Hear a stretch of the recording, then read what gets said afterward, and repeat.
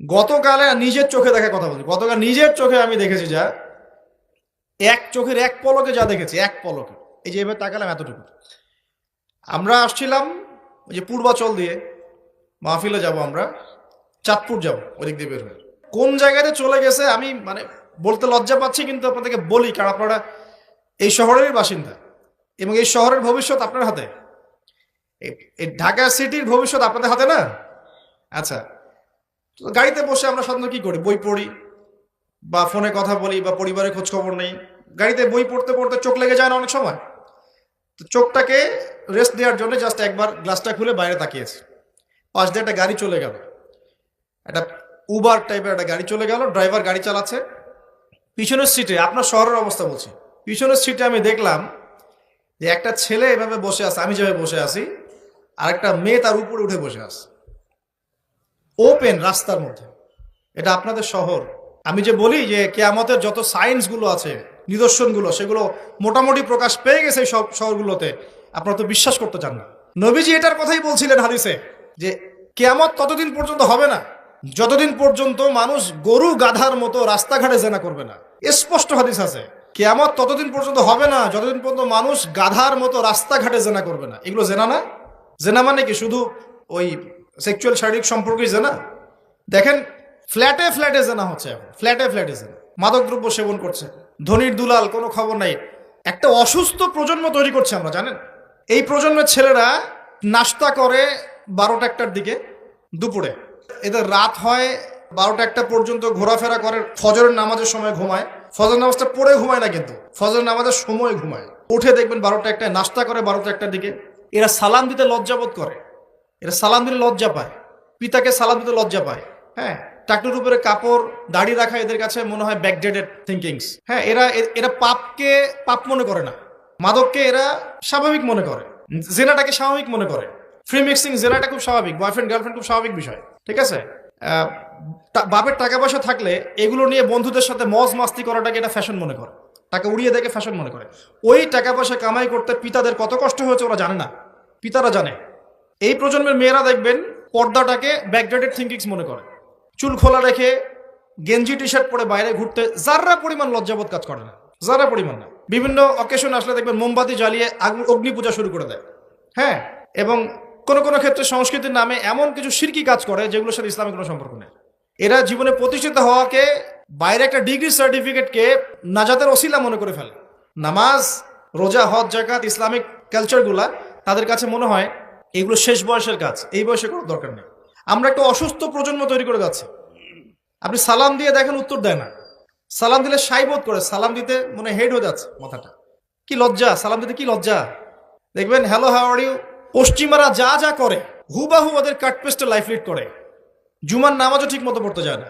আমরা কি প্রজন্ম তৈরি করছি চিন্তা করে দেখবেন। মাদক, এই যে একটু আগে স্যার বলে গেলেন না, ম্যাক্সিমামই, অল্প কিছু মানুষ বাদ দিয়ে যারা একটু ধর্মকর্ম চর্চা করে, এইসব মানুষ বাদ দিয়ে ম্যাক্সিমামই মাদকের সাথে সম্পৃক্ত। আমি দেখাচ্ছিলাম প্রিয় ভাইয়েরা এবং পর্দার বোনেরা যারা আছেন যে কিয়ামতের সায়েন্সগুলো কিন্তু চলে আসছে। এখন এই প্রজন্মের দায়িত্ব কিন্তু আপনার হাতে। এই প্রজন্মের দায়িত্ব কার হাতে বলেন? এই শহরের দায়িত্ব কার হাতে?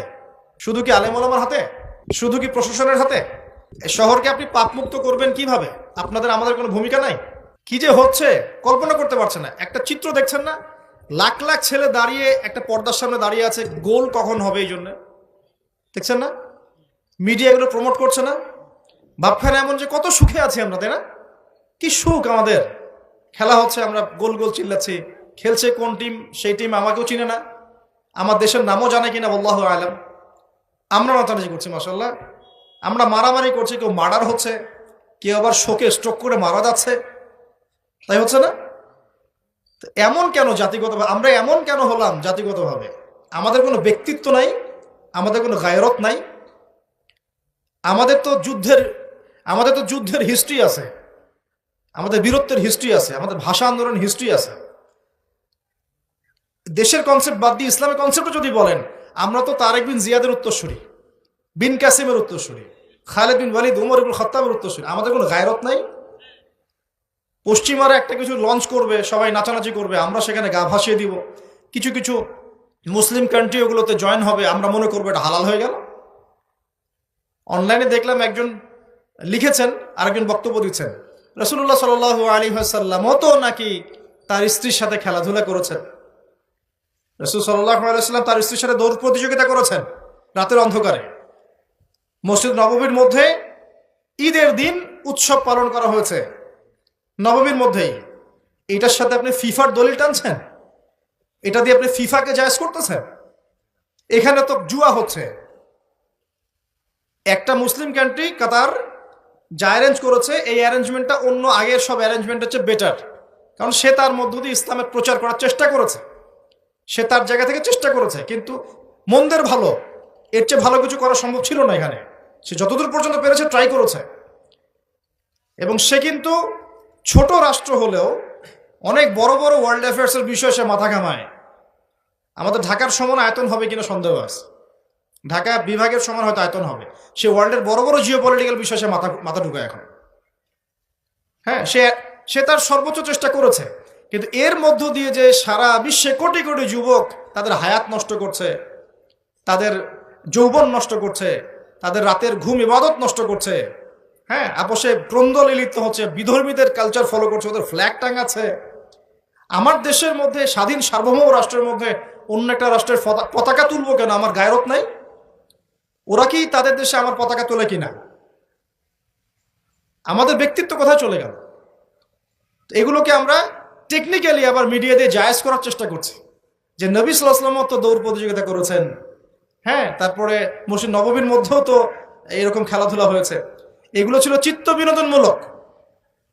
যদি আমি একা একা সকালবেলা উঠে ফজরের নামাজের পরে এই মাঠটাকে 10 রাউন্ড দেই, এটা আমার জায়েজ না? না জায়েজ। এই খেলাকে কেন্দ্র করে তো জুয়ার আসর বসাতে পারবেন না আপনি। এটাকে কেন্দ্র করে তো সমকামিতা প্রমোট করতে পারবেন না।